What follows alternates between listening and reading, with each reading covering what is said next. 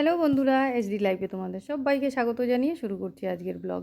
কেমন আছো তোমরা সবাই? আশা করি ভালো আছো, আমিও ভালো আছি।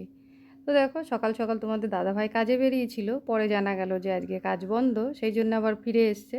আসার পরে যে বাজারে চলে গেছিলো, আর এইখানে দেখো লোটে মাছ নিয়ে এসছে। আর আজ দেখো কোনো বড় মাছ আনেনি, সব ছোট ছোট।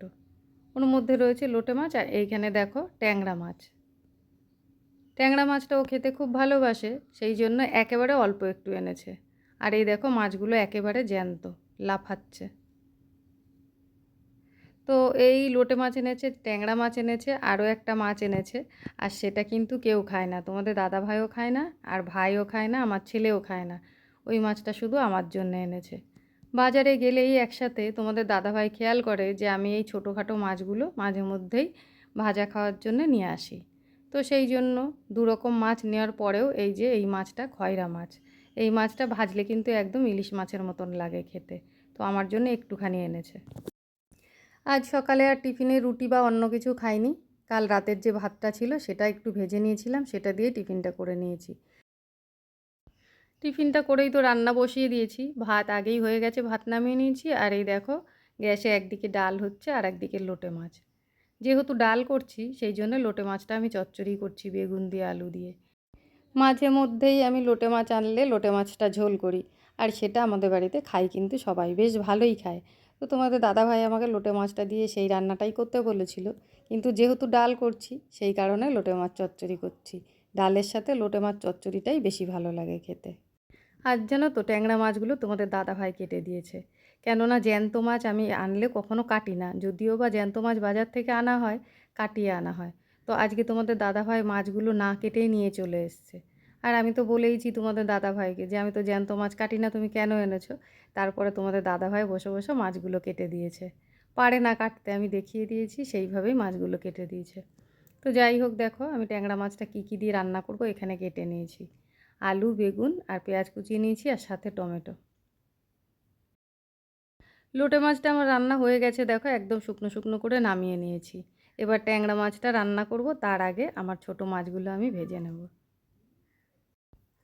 তো বন্ধুরা দেখো, সব রান্না আমার কমপ্লিট। এই যে ট্যাংরা মাছের ঝোলটা, এই মাছের ঝোলটা বাবা আর তোমাদের দাদা ভাইয়ের জন্যে, কেননা ওরা দুজনই খুব ভালোবাসে এই মাছের ঝোলটা। আর এই দেখো ছোট মাছ ভাজা, আর ডালটা আমি আজকে টমেটো দিয়ে করেছি। তো রান্নাবান্না তো আমার কমপ্লিট হয়ে গেল। আর আজ জানো তো স্নানটা আমি আগে করে পুজো দিয়ে নিয়েছি।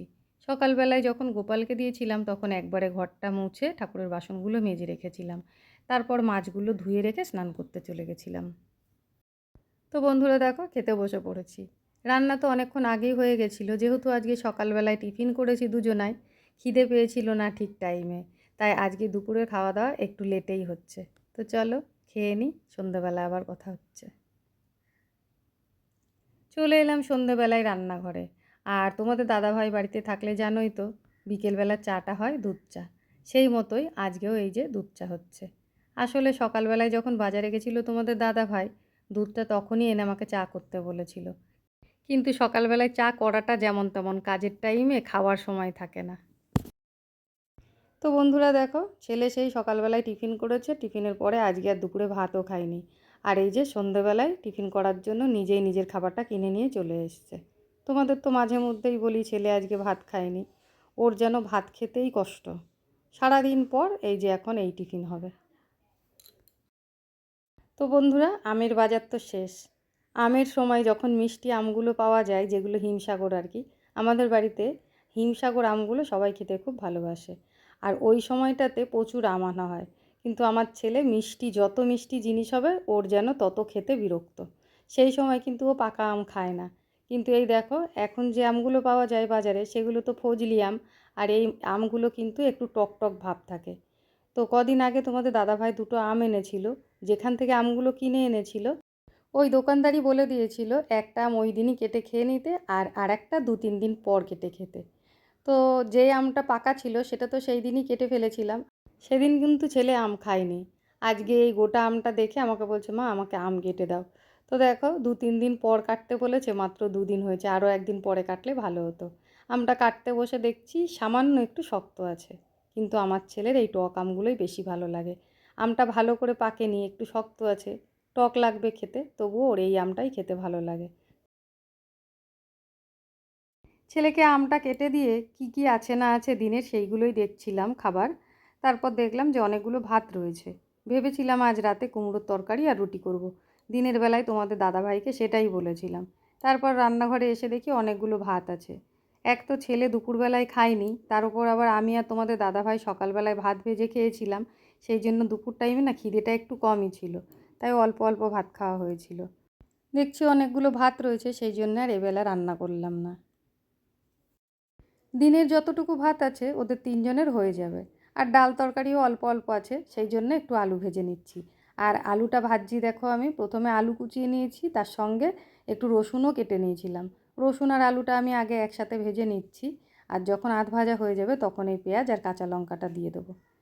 এইভাবে আলু ভাজলে তোমাদের দাদাভাই ডালও খায় না, এই আলু ভাজাটা দিয়েই ভাত খেয়ে নেয়। তো রান্নাঘরে এসে আমি একটা কাজ করতে করতে তো আমার অনেকগুলো কাজ হয়ে যায়। দেখো আলুটা ভাজতে ভাজতে কিন্তু আমি আর একটা কাজেও হাত দিয়ে দিয়েছি। একটা মোচা এনেছিল সকালবেলায় ভাই, সেই মোচাটা আমি বেছে নিচ্ছি।